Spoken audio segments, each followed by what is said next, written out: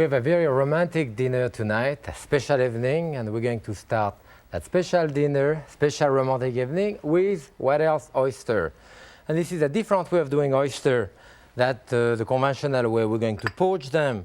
There are over 100 different types of oyster now, East Coast, West Coast, and different other part of the United States. And you should investigate those areas a little bit in your local supermarket. We are opening here with a specific opener for oyster. Those are very deep little oyster. And what you want to do is to put it, insert it into the little hinge here and break it open.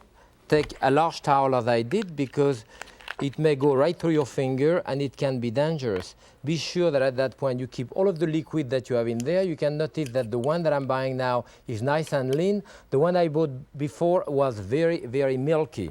And certain time of the year it's milky as those are. So what we want to do here is to poach them in their own liquid. What you want to do is for the mantle outside, you know, the little border that they have outside start wrinkling a little bit and they will be cooked enough.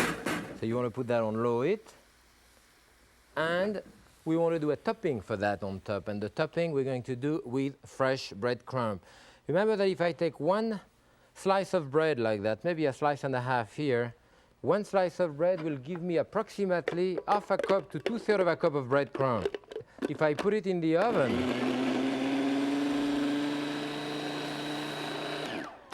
that same slice of bread, if I put it in the oven, you know, do little croutons with it, that will give me approximately 3 tablespoons of breadcrumb. So dry breadcrumb has nothing to do with fresh breadcrumb. You have to be sure of this. In this, we're putting some tarragon. I have a little bit of fresh tarragon here. I have some chives. You can chop them and mix them in your mixture. See, when you do a veal chop or something like that with breadcrumb, and you dip them in each side on dry breadcrumb, you may end up using approximately 1/4 to 1/3 of a cup of breadcrumb per scallopini. Well, that 1/3 of a cup of dry breadcrumb may be the equivalent of like 4 slices of bread. When you use the fresh breadcrumb, of course, it's much more delicate, and when you put it in a skillet to saute with a little bit of oil and butter, it doesn't even absorb it. It doesn't even absorb it because you have moisture in it. What we want to do here in the same way, we put a little bit of olive oil, just enough to moisten the bread. You want to rub that one against the other. The idea is to moisten the breadcrumb with a tiny bit of oil. Not enough so that it becomes gooey, but that will form a beautiful crust on top of a rack of lamb or other thing like this.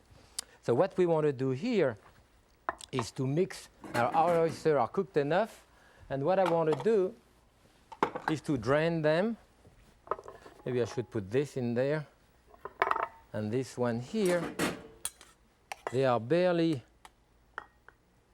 cooked, as you can see, and the liquid there, you can keep it and freeze it. We have no use of the liquid in that particular recipe. There, and in there we are putting a little bit of oyster sauce, Chinese style, and hot chili sauce. This is our seasoning here. We want to place that into a little gratin dish. You could have individual gratin dish, you know, to do that, which would be very nice. And we put our breadcrumb on top, nicely all over, and that will go under the broiler for a couple of minutes, just so that it has a nice little crust on top. I have this one, which is, and of course, here. And this is a very delicate, simple way of serving oyster, and you can try it at home in individual dish or in a large gratin.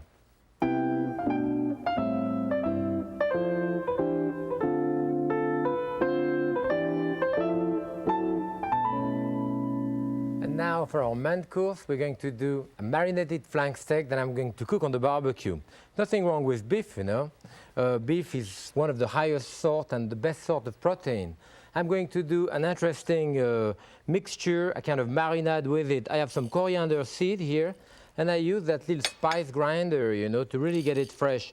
Some black peppercorn, and you want to ground this. Take second, you know, in there. When you do a pâté, in the French style, you put all those grains in it, you put thyme, you put bay leaf, all the dry ingredients, and you have a powder of spice right away, you know. So I put those in there. I'm going to put a little bit of soy with that, a bit of honey, a spoonful of honey, a little bit of cayenne, not too much because your cayenne is going to blow your mind, and finally a little bit of garlic. Here, maybe 2 cloves of garlic, which I'm going to chop. Crush your garlic. To do a puree of garlic that we're going to add to it. And this is basically the extent of our marinade, which of course you can do a lot of other things. I have a flank steak here, as you can see. This is a very lean cut of meat. You want a lean cut of meat. We have a flank steak which is approximately 1.25 pounds. By the time you finish cleaning it, you take a couple of ounces off. Be sure to remove all visible fat on it, on each side. Look at the other side also. This is an interesting piece of meat. Not only is it very flavorful, but you have to cut it in the right way. Very fibrous, you know, in the long way, so you have to cut it against the grain, or you have problem. So what we'll do is to put a little bit of this in there to rub our steak on top of it and to marinate it. I mean, you would want to marinate it for a few hours. Of course, we don't have time to marinate it for that amount of time, so we're going to put it practically directly on top of the barbecue. So I have my barbecue, which is nice and hot now, and I'm going to put that right on top. It will take a couple of minutes on each side, you know, to cook here. And while this is cooking, I want to discuss mushroom with you. And as you can see here, I have an array of absolutely delightful, beautiful mushroom. The classic chanterelle, girole, we call in France, you know, wild mushroom you find in the wood. Those are all raised mushroom, which is amazing. This is the so-called hand of the wood, which is a parasite mushroom growing directly on the tree. Don't confuse with the chicken of the wood, that's the hand of the wood, another type of flower. Here we have a blue as well as a golden oyster mushroom. You know the oyster mushroom, those are different species.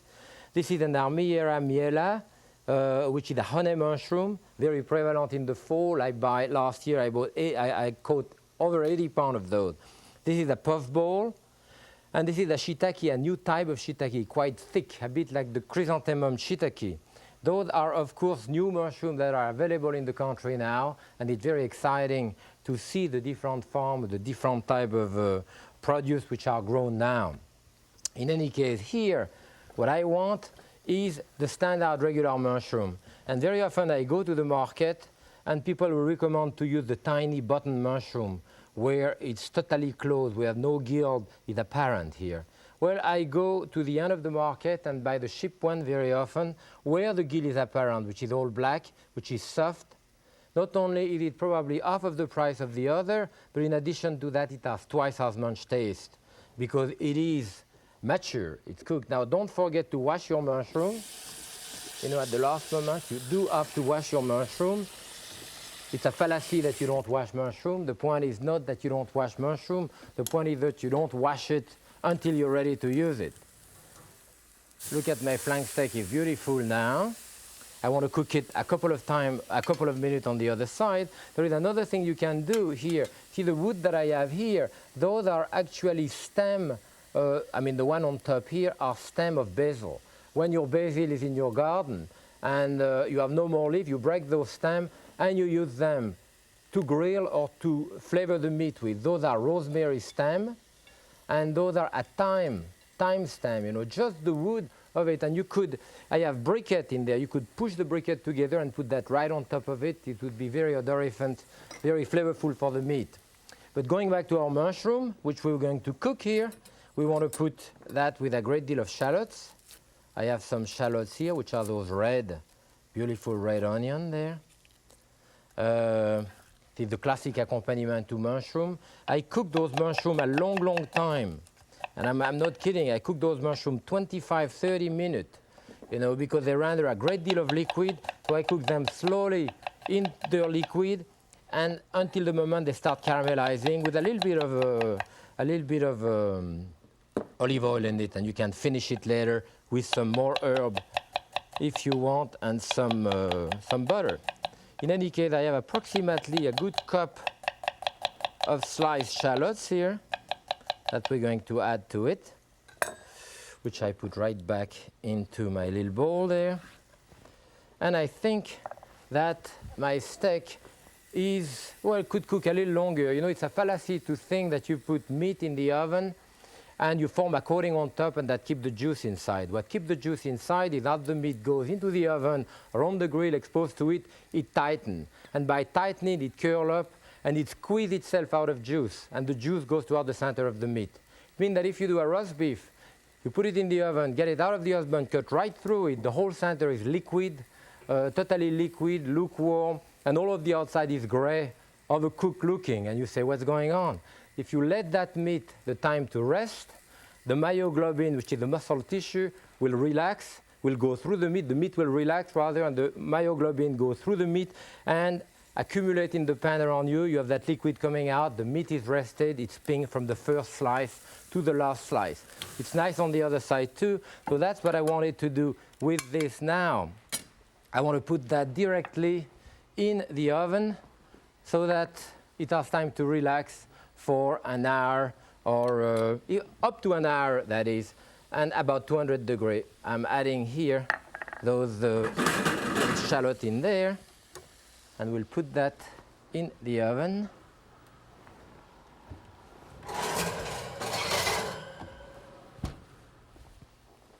And now that I've explained to you, I mean, look at that piece of meat. There's a great deal of liquid coming out of it here, and this is the liquid. It's an indication of doneness. When, as I said, the myoglobin start coming out of the meat, it indicates that it's cooked. And often you'll see a chef who is pushing on the meat to know whether it's cooked or not. Raw meat is soft. As the meat starts tightening, it gets springy because you have that liquid in the center of it. And by the time it starts braising, that is, the liquid come to the end, it starts coming out the other way through a process of osmosis. Eventually, your piece of meat is going to be like a piece of board, and that piece of board basically like a pot roast, you know. So you have that process by which, by touching the meat, you know more or less where you're at. It requires a little bit of practice, but it is a reliable method. Of course, most of the time at home, you never get the chance to practice that type of thing, but when you're in a restaurant, if you do 15 rack of lamb the same evening, then within a couple of days you get the feel of it. So look at my mushroom here. What I have done, I have those mushrooms cooked 20, 25 minutes, even slightly longer, to the point where they are caramelized, you know. And now I want to put a little bit of salt on top of it, a dash of pepper, and a piece of butter. Put any butter in it, about a tablespoon of butter, and parsley, chopped parsley in it. You can put other type of herbs, of course, some chives, whatever you would like to put. Here we are. And it is basically ready to serve, and that type of caramelized mixture in the mushroom is going to go very well with our meat. So what we have to do now is to slice our meat. And you would want to slice it and use the natural juice, you know. That type of meat, as I was explaining before, is kind of stringy. That is, not that it is stringy, but it's kind of tough if you cut it along with the grain. So be careful to cut it against the grain. And you can see now it has rested. It has a beautiful color. Now this is medium rare. You may like it more rare or more cooked. It's entirely up to you. It seems now that when you don't have something raw in a restaurant, there is some type of something attached to it, you know, in terms of habit, if you don't have it very rare. You can have your meat very well done too. It's perfectly fine. What we want to do, of course, is to use that natural juice. Notice also that I put that flank steak back into the marinade that I had there, if you do that, be sure to put it in the oven to cook for a while. Because of salmonella, you cannot put your cooked meat back into a raw ingredient and serve it as such. You will have to be careful of this. So what I have here is our mushroom, which are really strongly caramelized. I can smell juice of it. Maybe I'll put a little bit on the other side. I could have put it underneath, or that bed underneath, you know, a bed of mushroom under the steak. And any of the wild mushroom that I show you, of course, would be perfect with that too. So we finish with that little bit of mushroom, and this is our main course for the day.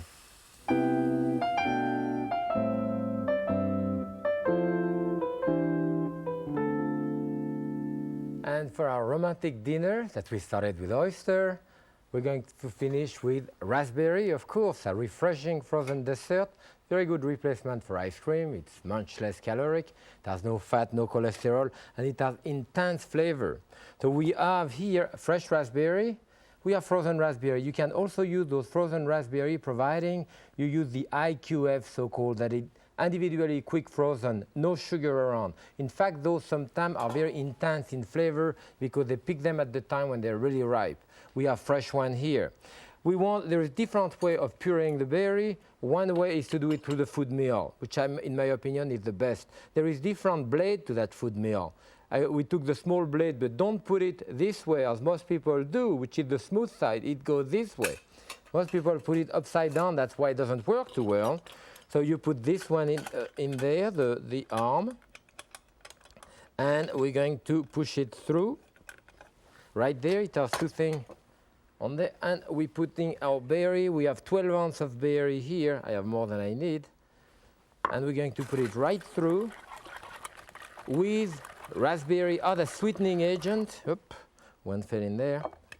Other sweetening agent, I'm putting 1/3 of a cup of raspberry or blackberry jam, rather, you know, very intense and so like that. You don't have to put any sugar, just a bit of jam. You know what you can do with that? If you have some of that stuff left over, some of those grains, you can put that in your vinegar. People like raspberry vinegar, you know, a thing like that, where you might as well use those seeds there. Or sometimes you put them in a stock, if you do a stock for a game, for example. But basically, all of what I have left here is the seed. So I put it right through, clean that up. And now there is quite a lot of seed left. It removes about 80%. If you really don't want any more seed left over, then we put that through a sieve. Not too thick a sieve like this, you know, which is not too thin. The thin one, you're going to have problem if you put it in the very thin one. Now, one of the common mistakes, people take a raspberry spatula like that and go around the side of the mesh. What happens is that each hole is filled up with one seed and it gets blocked. So you don't go with your spatula like that. You just bang it on the side. That makes it jump, and you see the whole thing go through it. And it's only at the end, when you have practically none left over, then you can do that just to finish it up, but not at the beginning, because now the holes are plugged.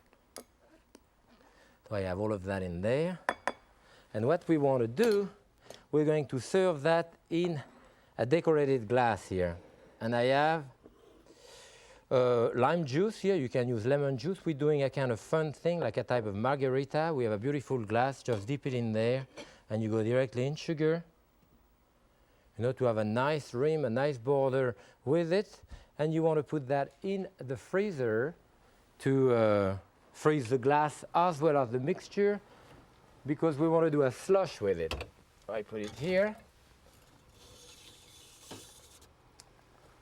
I have another one here. And as you can see, what happened here, not only is the glass absolutely beautiful frozen, I have it ready here, but my raspberry is what I call a raspberry slush. That is, it's not like a sherbet. You know, it's not like a sherbet. That is, it's not solid totally. It's still partially liquid and frozen. The idea was there, of course, because I did a glass with the sugar and the citrus juice lime juice. It's a little bit the idea of a type of margarita if you want, you know. You could add actually a little bit of raspberry brandy, it'd be terrific in there. So you want to fill up those at the last moment, of course. This is very full because it's so intense in flavor. And I think maybe a tiny decoration with a little sprig of mint will go very well on top. It's really a delightful finish for a romantic dinner.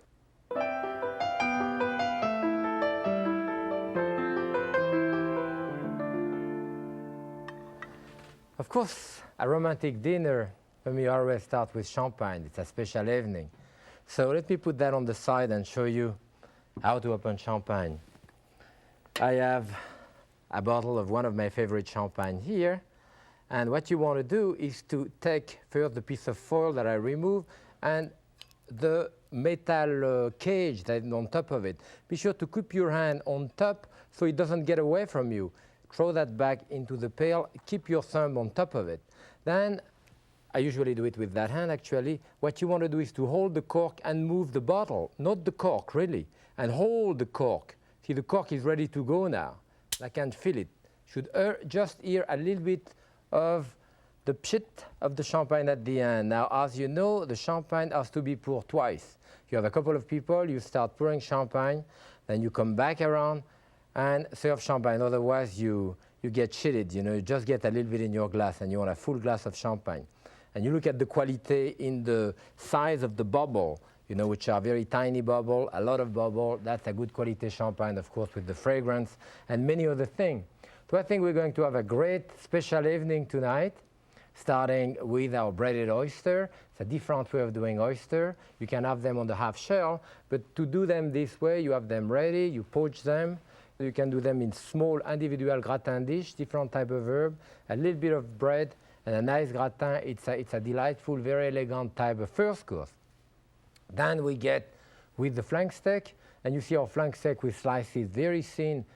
Again, the grain. We have a marinade in there with soy, with hot pepper and all that. You can change the marinade as much as you want. You want a nice salad with that dinner. And of course, we finish with that raspberry velvet, which is so refreshing, concentrated in taste. And to eat our beef, I think we'll go with a Rioja wine from the north of Spain. This is a wine made from Tempranillo and Mazuela grapes, very berry, strong in flavor, slightly almost Madeirized and so forth. And that type of wine, which are extremely good buy on the market now, is going to be a perfect finish for our dish. I hope you enjoy the romantic dinner tonight. I hope you're going to do it for your friend. I enjoy doing it for you. See you next time and happy cooking.